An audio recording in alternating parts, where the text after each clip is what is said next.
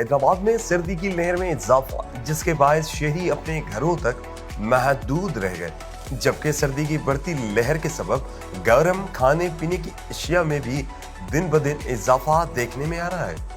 कोई गर्मा गर्म सूप के मजे ले रहा है तो कोई गर्म कॉफी टी से लुत्फ अंदोज हो रहा है।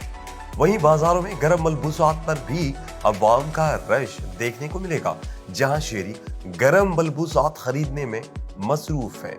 बात हो सर्दी की तो इस सर्दी में सर्दियों की सौगात भी अवाम की तवज्जो का मरकज बनी रहती है। गर्मा गर्म गज्जक हो, मूंगफली, सूप और ड्राई फ्रूट जो सर्दियों में अवाम के बेहद पसंदीदा हैं। बढ़ती सर्दी के बायस स्कूल, कॉलेजेस, यूनिवर्सिटीज में बच्चों की अटेंडेंस भी मुतासिर हो रही है, जबकि शहरियों को चाहिए कि बढ़ती सर्दी में खुद को महफूज रखने के लिए गर्म मलबूसात का इस्तेमाल करें और ठंड में सर, कान और चेहरे को लाजमन ढांपे रखें ताकि सर्दी से किसी हद तक बचा जा सके।